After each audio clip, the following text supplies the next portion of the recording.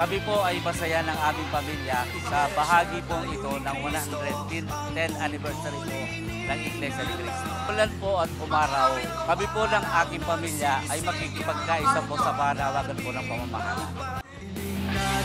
Sa Ama, ting ginawa ang ating tinig, pangako sa Kanya at dalangin natin, narito sa ating awit.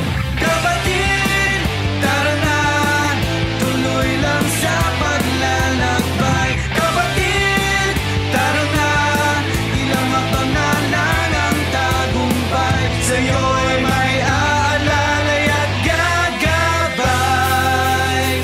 Tara na, tara na, tara na, tara na.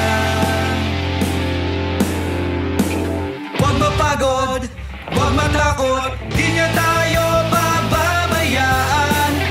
Nagkalaan ang kaligayahan, walang hangganan. Kapatid, tara na. Marami pong mabuting naidulot po ang ganitong mga aktibidad, lalo na po sa ating mga Iglesia ni Cristo, pati na po sa ating mga hindi pa kapatid, at patuloy po sa ating maganyaya po sa mga aktibidad po na tulad nito, hindi lang po sa mga medical, lalo po sa mga pamamahayag po. Tara na, tara na, tara na.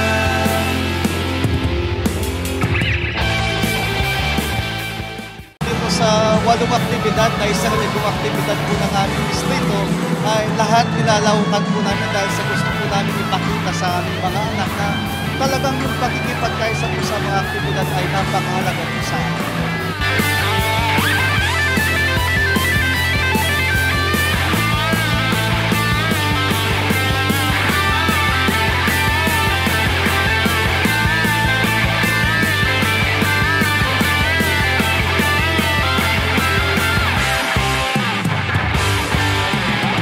Kami po ay nangangako na hindi natatapos dito ang aming pong pakikipagkaisa sa ating namamahala.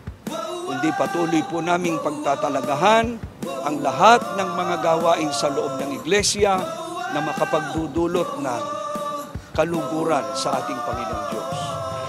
Nais po naming parating sa ating tagapamahalang pangkalahatan, sa kapatid na Eduardo B. Manalo, ang aming taus-pusong pagpapasalamat sa inyong patuloy na pagmamahal at pagmamalasakit sa iglesia. Gayon din po sa tagapag-ugnay ng kapisanang pangsambahayan, ang kapatid na Angelo Iranio Manalo, na siyang pinakamalakas na katuwang ng ating namamahala. Kami po ay patuloy na nangangako ng aming lubos na pakikipagkaisa sa lahat ng mga aktibidad na inyo pong pinangungunahan sa Iglesia ni Cristo.